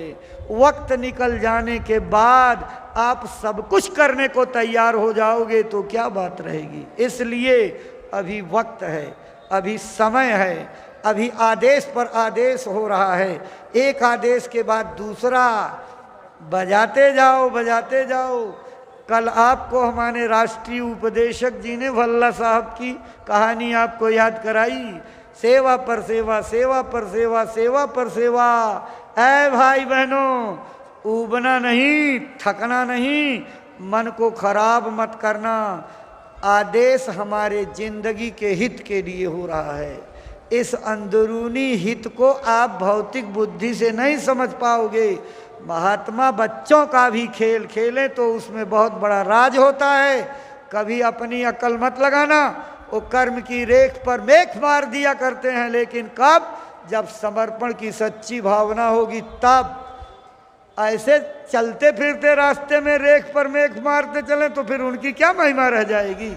उनकी अपनी जो महिमा है वो एक निश्चित पैमाना है, उस पैमाने पर ही लागू होता है। इसलिए देखो भाई बहनों, जो जो आदेश हो रहे हैं आप खुद इस पर मनन करिए कि क्या हम उस आदेशों का पालन अक्षर सह कर रहे हैं। कई वर्ष पहले एक एक गांव गोद ले करके और गुरु महाराज के संदेशों को पहुंचाने का आदेश हुआ था। जब विपत्ति आएगी तो चिल्लाओगे कि मैंने ये गांव गोद लिया था, वहाँ तो पूछेंगे कौन सा गांव गोद लेकर आपने किया, तो हाथ जाड़ करके ख़त्म कर दोगे कि हमने तो कुछ किया नहीं। ये आपकी भलाई के लिए आदेश हुआ है। इसी में सारा परमार्थ, सारी दुनिया की बरकत, गृहस्थी के फलने फूलने का कारण छिपा हुआ है। एक बाण में सारी दवाई, लेकिन आप इसको कर नहीं रहे हो, लापरवाह हो। तो अब तक तो हुई, लेकिन अब मत करो। बार बार आपसे प्रार्थना की जा रही है कि शौक से गुरु महाराज की भक्ति कमाने के लिए एक गांव को पुख्ता ले लीजिए और गुरु महाराज के संदेशों को बार बार सुनाइए। जो लोगों ने, बिरले बिरले लोगों ने, वो वंदनीय हैं, वो हमारे लिए पूजनीय हैं, जो गुरु के आदेशों का पालन करके अपना गांव गोद लिए हैं और रोज रोज अपने गांव में 1 घंटे 2 घंटे का समय निकाल करके जाते हैं। 2 4 10 लोगों को मोड़ते हैं, संगत से जोड़ते हैं। बहुत लोगों को उन्होंने बसों से लाद करके मथुरा पहुंचा दिया, नाम दान दिलवा करके भजन करवाने लगे। ऐसे महाजोगी वंदनीय हैं। अरे भाई, आदेश को बजाने वाले महाजोगी नहीं, महा से महाजोगी बन जाते हैं।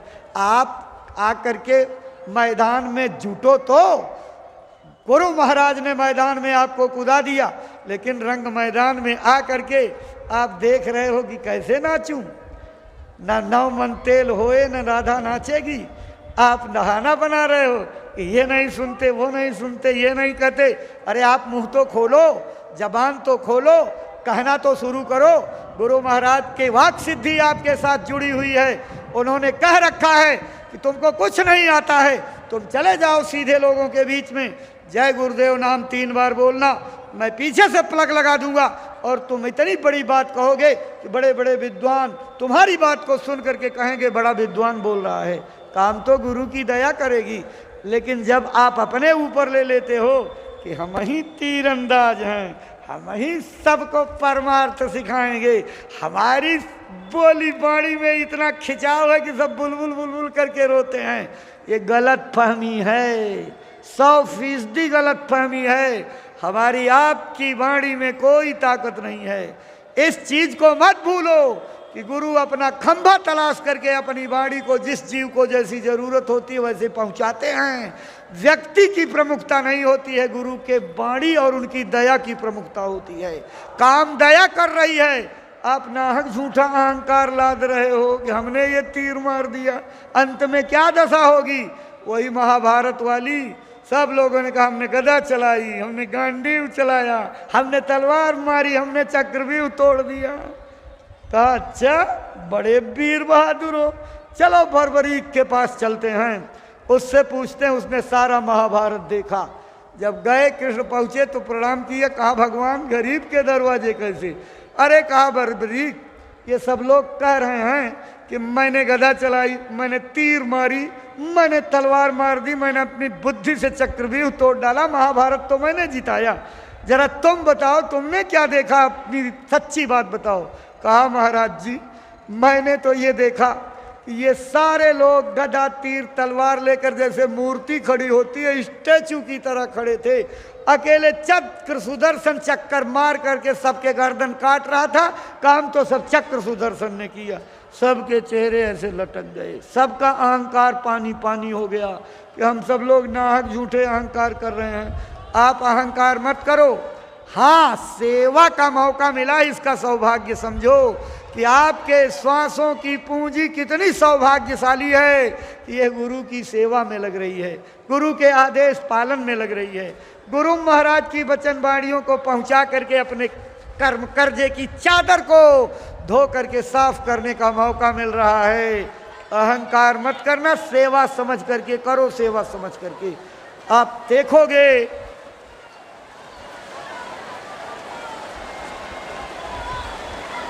रुक जाइए, जल्दी मत करिए। अब चंद बूंदों से आप घबरा जाओगे। अरे भैया इतनी जल्दी,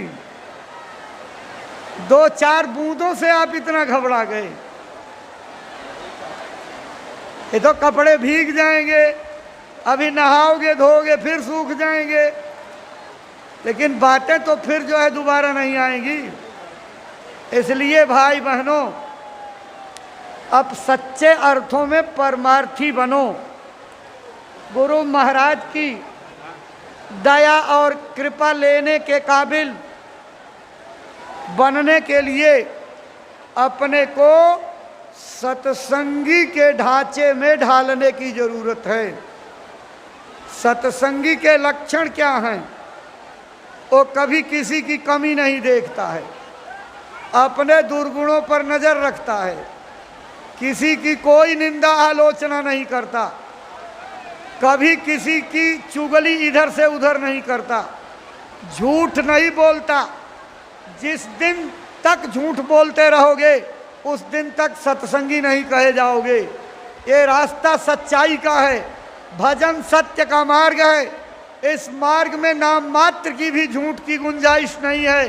इसलिए अपने जीवन को सदाचारी, सच्चाई प्रिय, छल कपट रहित, निर्मल बनाने की जरूरत है। प्रेमियों, आप इस होड़ में लगिए, दुनिया की दौलत इकट्ठा करने, सामान इकट्ठा करने की होड़ मत मचाइए। अपने अंदर सच्चाई, ईमानदारी, प्रेम और मेहनत लाने की जरूरत है, क्योंकि अच्छा समय तभी आएगा जब मानव धर्म मानव कर्म का प्रचार होगा। जब भी मानव धर्म मानव कर्म का लोप हुआ, लोग बुराइयों में डूब गए और मनमानी काम करने लगे। लेकिन भाई बहनों, महात्माओं की वाणियों को कभी हंसी और मजाक में मत लेना। हंसी और मजाक बड़ी भारी पड़ जाती है। यही मथुरा नगरी है, यहीं दुर्वासा ऋषि रहते थे। एक बार कृष्ण के ग्वाल वालों ने उनकी मजाक की, चले गए एक बच्चे को उल्टी सीधी कड़ाही पेट में बांधकर साड़ी पहना करके और कहा महाराज ये बच्ची के पेट में बच्चा है, बता दीजिए कि बच्चा पैदा होगा कि बच्ची।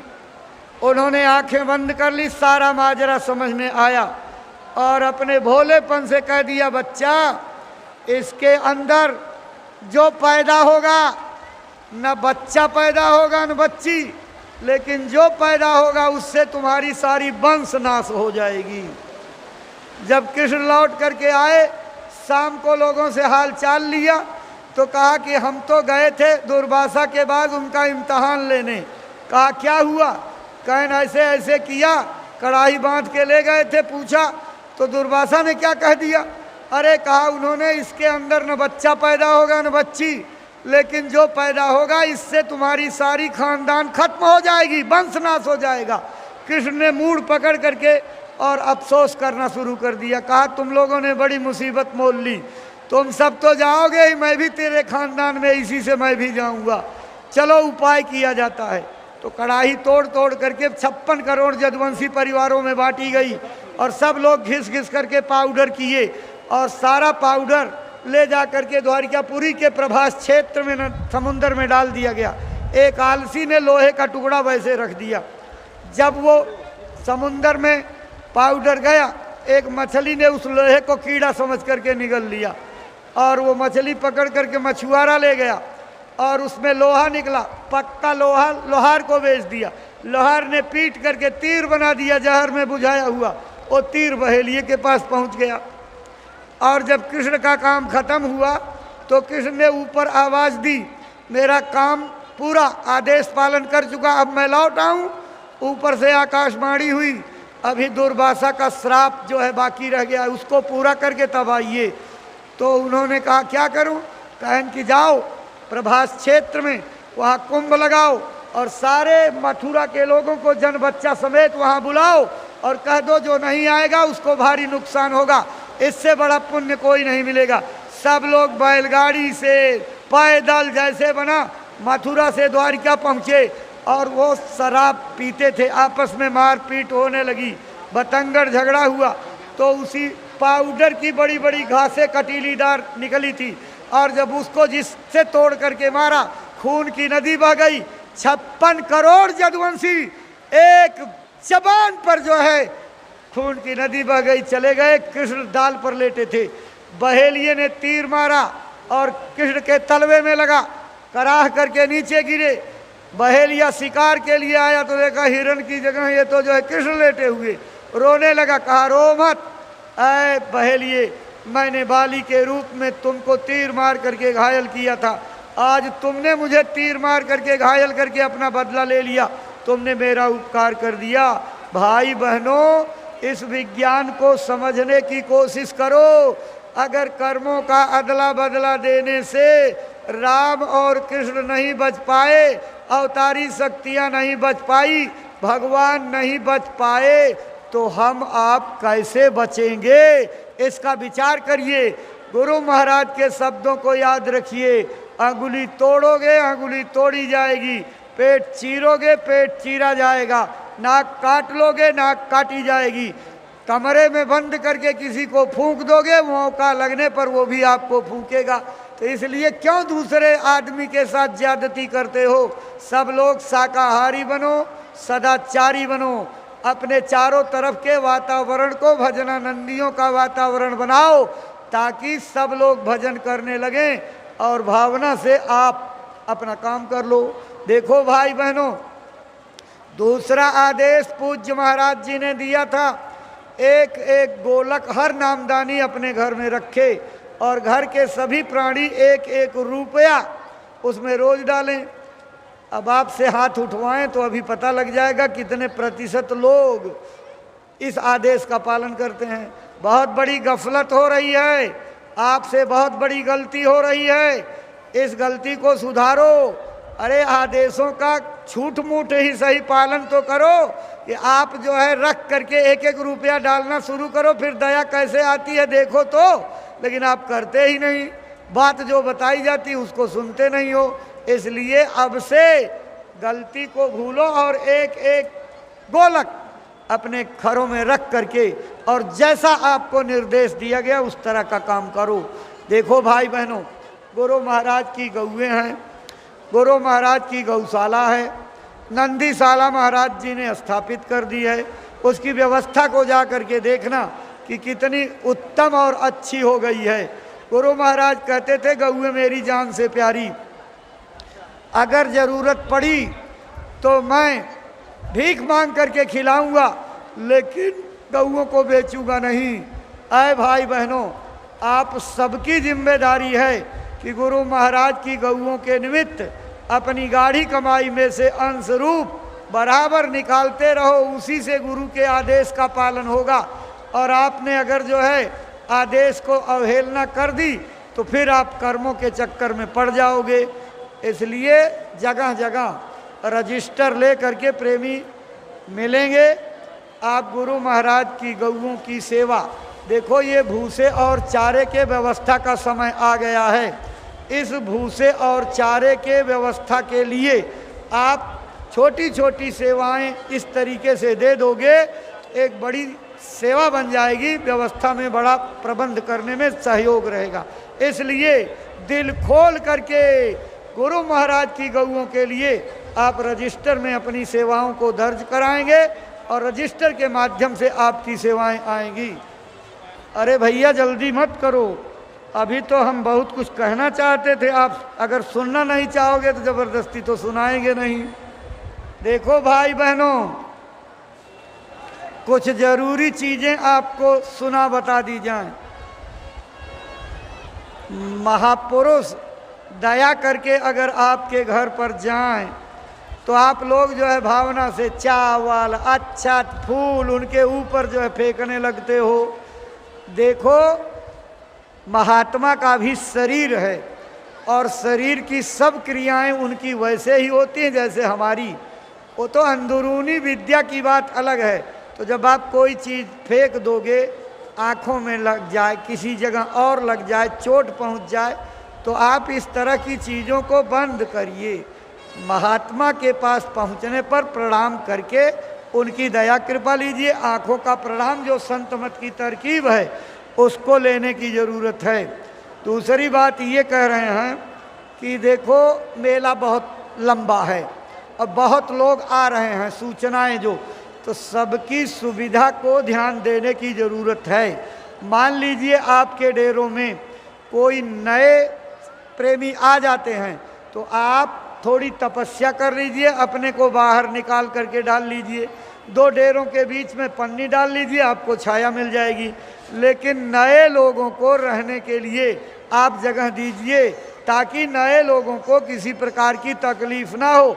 ये सारे सत्संगियों की एक एक नामदानी की जिम्मेदारी है कि नए लोगों की अच्छी व्यवस्था आप करिए और अपना भले थोड़ा त्याग तपस्या कर लीजिए, उनको कोई तकलीफ ना होने पावे।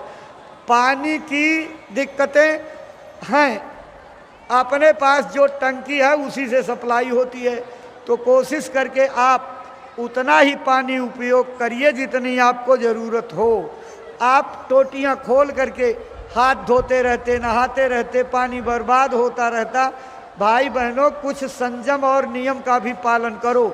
ये पानी की बर्बादी को आप रोकिए। बहुत से लोग हाथ धोए छोड़ दिए, पूरे रात भर टोटी गिरती रही, आधा टैंकर आधी टंकी तो ऐसे ही खाली हो जाएगी। तो भाई बहनों, इस पर आप अपने अपने ज़िलों में एक एक आदमी की ड्यूटी लगाइए। 2-3 आदमी निश्चित कर लीजिए, 4-4, 5-5 घंटे की ड्यूटी 5-6 लोगों में बारी बारी से हो जाएगी। इसको ध्यान दीजिए। और जहाँ नहाने के जगह हैं वहाँ बहुत लोगों के सामान चोर उचक्के उठा ले जाते हैं। ये आपकी जिम्मेदारी है कि जहाँ भी आपके सेक्टरों में स्नान घर बने हुए हैं, अपने ज़िले के सेवादारों की टीम वहाँ मौजूद करो और पुख्ता पैनी नज़र रखने वाले लोग रहें जो इस पर नज़र करें, कौन इस काम को कर रहा है, उनको पकड़ें और सुरक्षा कार्यालय पहुँचाएँ। भाई बहनों, अपने अपने ज़िलों को कई बार से ये कहा जा रहा है, नुकसान उठाते जाते हो लेकिन फिर काम नहीं करते हो। जैसे आप गांव में पहरे का इंतज़ाम करते हो, वैसे आप अपने ज़िले की 4-5-6 टोलियां बना लो, 4-4 घंटे की, झंडा टांग करके, डंडा ले करके लोग आवाज़ लगाते हुए पहरा दें। इससे लोगों के अंदर एक प्रकार का भय रहेगा, आपकी सुरक्षा रहेगी।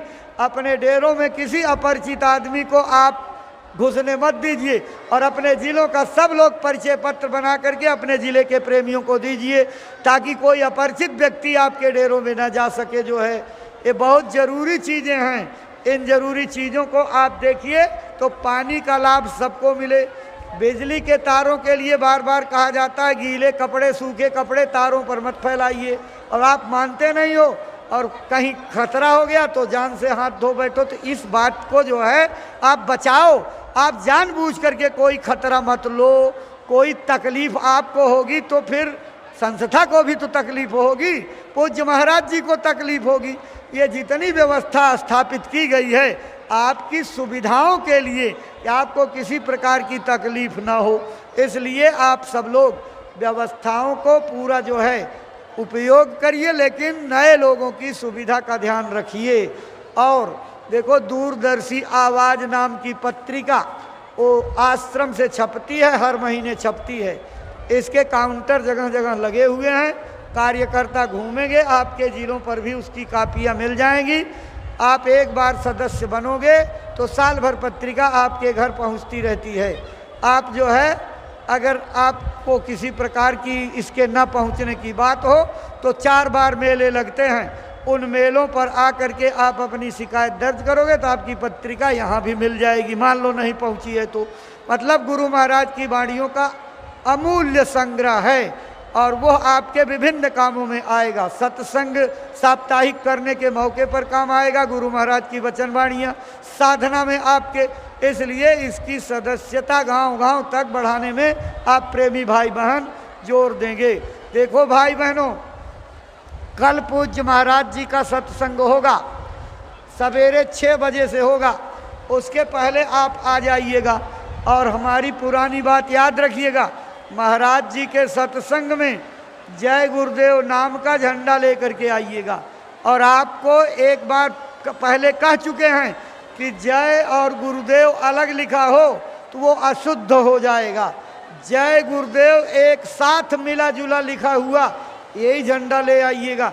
इस झंडे में ज़्यादा दया जाएगी, क्योंकि गुरु महाराज ने इसको एक शब्द जगाया है, जय गुरुदेव, ये खंडित शब्द नहीं है, इसलिए जय गुरुदेव एक साथ मिले हुए झंडे को लेकर आइएगा। सबके हाथ में झंडा होना चाहिए ताकि आपकी ये अलौकिक भीड़ गुरु महाराज की दया कृपा का संदेश सारी दुनिया में पहुंचाए और इस भीड़ की कोई नकलची नकल न कर पावें।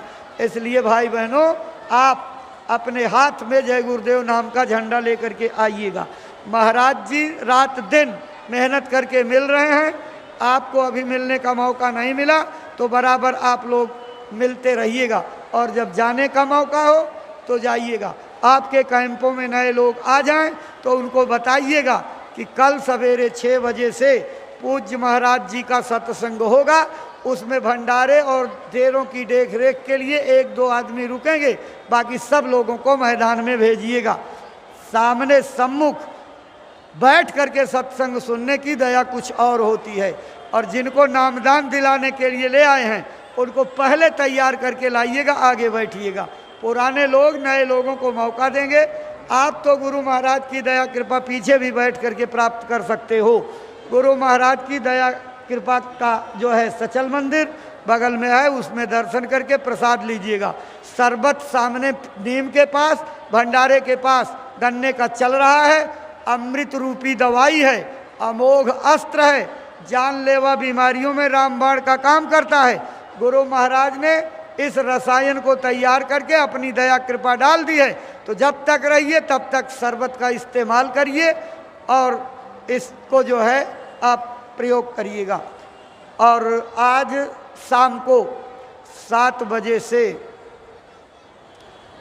संस्था के प्रबंध समिति की बैठक है, कुटी के सभागार में होगी।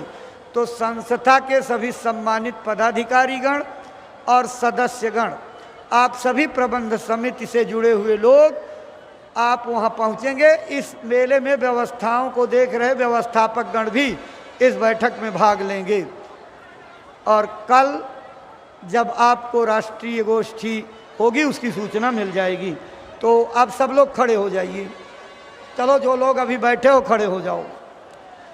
झोली वाले भाई आपके बीच में जाएंगे, रजिस्टर वाले प्रेमी आपके बीच में पहुंचेंगे। आप अपनी गाढ़ी कमाई का अंशरूप झोली में, रजिस्टरों में लिखा करके आप अपनी सेवाएं गुरु महाराज के गौशाले के लिए दे दीजिएगा। और यहाँ से संकल्प लेकर के जाइए कि अब तक हमसे गफलत हुई, हम दरवाजे पर हाजिरी नहीं देते, लेकिन आज से संकल्प करते हैं कि चाहे 10-15 मिनट का ही समय निकालेंगे, लेकिन रोज़ दरवाजे पर भजन की हाजिरी देंगे। अपने ज़रूरी कामों को छोड़ करके आप लघु शंका दीर्घ शंका चले जाते हो, तो भाई उसी तरह से आपातकालीन बात इसको समझ करके, इमरजेंसी समझ करके 10-15 मिनट आप समय दे दिया कीजिए। गुरु महाराज कहते थे कि जब आप लेटने जाओ तो तुरंत तो नींद आती नहीं है, लेटे तो कान में अंगुली डाल दिया या आंखों को बंद कर लिया, ध्यान या भजन की मुद्रा में सो गए। अगर दया हो जाएगी तो सोने का समय आपका भजन में बदल जाएगा। लेकिन अभ्यास डालिए, भजन के लिए आपके अंदर आतुरता रहे, जब मौका मिले तब हम करें। भाई बहनों, आगे आने वाले भीषण अंगारों से, भीषण महामारियों से यही भजन का अभ्यास आपको बचाएगा। अब अपने क्लास से कुछ ऊपर उठो, कुछ जीवात्मा का स्थान को ऊपर उठाओ और जगा करके इस पिंजड़े को छोड़ करके बाहर जाना आना शुरू करो। इसी के लिए ये नामदान दिया गया है, केवल माला घुमा करके टांग देने के लिए नहीं, भजन और ध्यान में बैठ करके अंदर के दरवाजे को खोलने के लिए दिया गया है। और अगर इसी तरह से तो समय तो बीत जाएगा, सासों की पूंजी चली जाएगी, फिर हम पछताते रह जाएंगे। अभी जो सासों की पूंजी बची है उसका काम में ले लो और भजन करो। सब लोग ध्यान करो, गुरु महाराज की दया कृपा आपको मिलेगी। तो भाई बहनों, यहीं अपनी बातों को विराम देते हैं। त्रुटियों को क्षमा करिएगा। सब लोग मालिक के नाम को प्रेम के साथ जोर से बोलिए, जय गुरुदेव, जय गुरुदेव, जय गुरुदेव। नाम किसका? प्रभु का पावन नाम, प्रभु का जागृत नाम।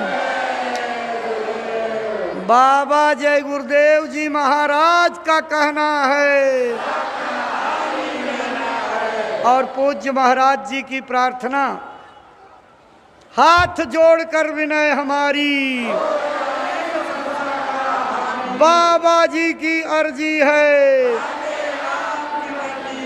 स्वामी जी की अर्जी है। जय गुरुदेव। अभी सत्संग के तुरंत बाद गाजीपुर जिले में गोष्ठी होगी और गाजीपुर की गोष्ठी के बाद जौनपुर जिले में गोष्ठी होगी। संबंध